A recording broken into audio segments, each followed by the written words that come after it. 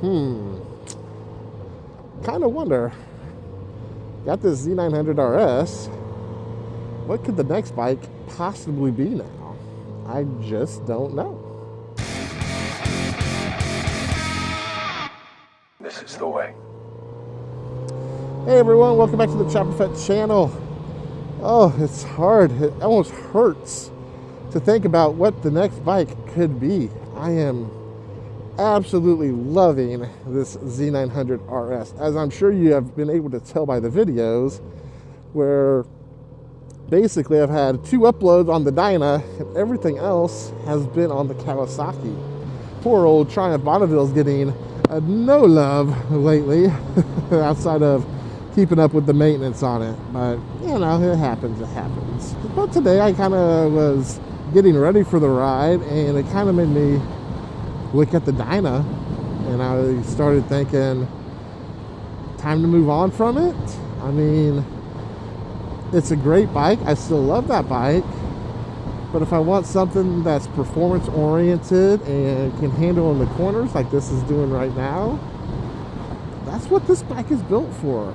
And it's comfortable. It's just as comfortable as the Dyna to an extent.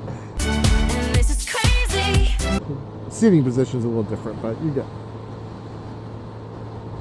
But then I always had the dilemma, as you've heard many times in my videos, that I find it hard to let go of things, especially motorcycles. I kind of had the same problem again when I was a younger lad. I got rid of cars at the wheel. I'm like, get rid of it, get rid of it. And I always had that little bit of buyer's remorse. But when I graduated to motorcycles, it's a lot harder to get rid of it. And that could be, is it really harder to get rid of it? Or is it maybe I'm a little bit more mature and I don't want to have negative equity following me every which way I go. Oh man, I'm already in 6th gear. That's the problem with this bike. It's deceptive on the gearing. I thought I was just cruising in 5th, and here we are already in 6th. So the Dyna, I still do have a strong attachment to it. I do ride it. I just don't record with those rides as much. Mainly because this bike here, the Kawasaki, gets so much attention, whether it be from me moto vlogging, and then I do take other rides with it. When I go out on the Dyna, I just want to go out and enjoy what the Dyna is. I just want to enjoy that experience. That might not be good for my channel, but I do just like to sit back and enjoy the Dyna as it is. It's just a great bike just to sit back and cruise with, and you know, it's something that's just pretty freaking awesome.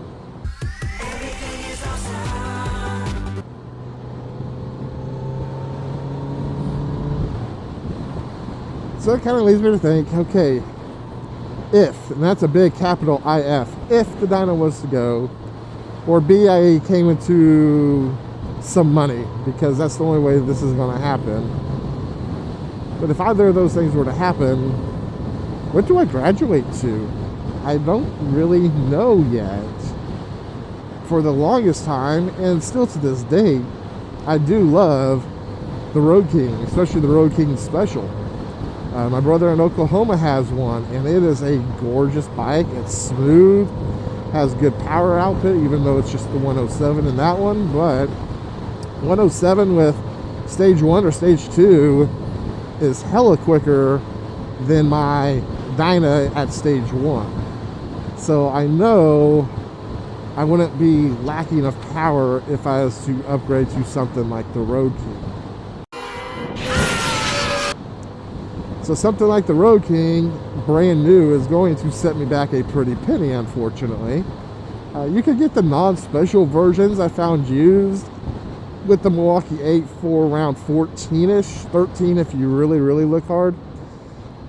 And a new one, especially if you go to the special, is going to be somewhere 21, 22 most likely. And then you got dealer fees and whatnot set up after that. So I don't know whether I will end up in the used market or a brand new one. My guess is going to definitely most likely be the used market. That's just the way I operate. Wacky waving inflatable arm flailing tube man. Wacky waving inflatable arm flailing tube man. Wacky waving inflatable arm flailing tube man. So we got the Road King Special, which, you know, I'm not gonna get into colors or anything like that. It's just the motorcycle as a whole. What I like about it is it has bags. It does have the ability to have a detachable windscreen put on there. You can even get a Memphis Shades Road Warrior. And then you can just strip it down and make it a naked bagger, which just has the bags and no windscreen, which has a, you know, really good look to it, if you're being completely honest with you.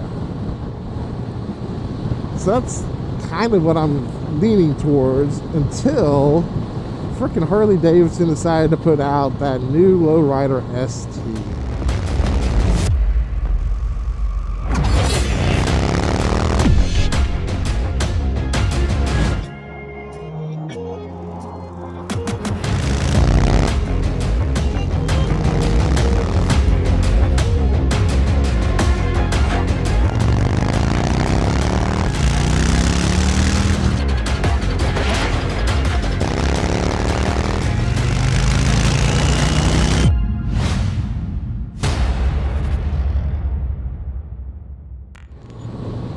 Now this isn't just a video to try and get viewers about the Lowrider ST. I actually, to be honest with you, I hated that bike when it first came out. I thought it was just a dumb idea and a rehash idea, and I didn't like it. But I made the mistake of going to the dealership and actually seeing one and sitting on one, and it kind of has changed my mind. There's something about that motorcycle. It looks good. It's not perfect. I feel like they could have done a couple of things a little bit different, but it looks good. I've never been much of a big fairing type guy myself, to be honest.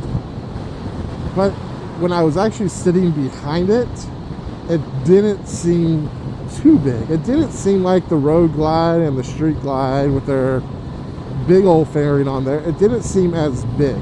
It could be the exact same dimensions, but I'm just saying it didn't feel as big.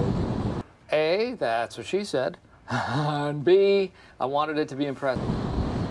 But I thought something like that would be kind of like maybe like a stopgap or a bridge until I get those big, expensive baggers.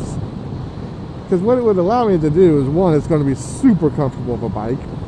Two, it's got a big fairing on the front to block a ton of wind. And then three, it's got bags on top of that. So it's hitting on all of the key items that I would be looking for in the next bike. But then it's also still a performance-oriented bike, with it being the ST line. It's still going to, make sure this guy doesn't go. It's still going to be, hold on a second. Never trust that intersection. It's still going to be a performance-oriented bike, just with all the extra stuff added up on top of it. You'll still be able to get kind of low for a Harley. It's got the 117 in it. So that's got a nice little perk to it. I don't know, it's just, there's something about the bike that's been calling to me. The problem is the $22,000 price tag, or whatever it is, $21,000. I just don't know how I would convince other people in my household that this is a good idea. I think if I was to do it, the Dyna definitely has to go to pay for a third of the price of it, probably. And then from there, you know, how do I come up with the other $14K if I don't finance, which is another video that we're going to talk about in a few weeks. But if it wasn't the Lowrider ST or the Road King, what do you guys think I would look good on and feel good riding? I know that's a very impossible question for you guys. And the reason I'm really kind of throwing it out there is because I just named 2 Harley Davidsons. I didn't actually name any other makes. So, you know, I know Kawasaki Vulcan Vaqueros and Voyagers. I hear they're really nice and a lot more affordable to get into. And they're just as fast. But is that what I want to go to? I really don't know. I would love to hear some other people's opinions. I don't know if I'm in the market yet for being part of the Goldwing crowd, but I mean, watching Big Smitty riding with his, it looks like a very fun and adequate bike, and it'll be just as fast. Problem is, I'd have to go get my geriatric pills and my hair dye and cut off jean shorts. But hey, other than that, you know, I think I could fit in with that crowd. Sorry, Smitty. Sorry. Don't beat me up. But go ahead and drop your comments down below. I'll be curious to know, again, what you guys think the next bike should be in the stable. Again, one will probably have to go, and the only one that has enough clout to probably get me something comparable would be the Dyna. So go and drop your comments below, and as always, I will catch you guys on the next dark side, as this is the way. Chopperfett, seeing ya later.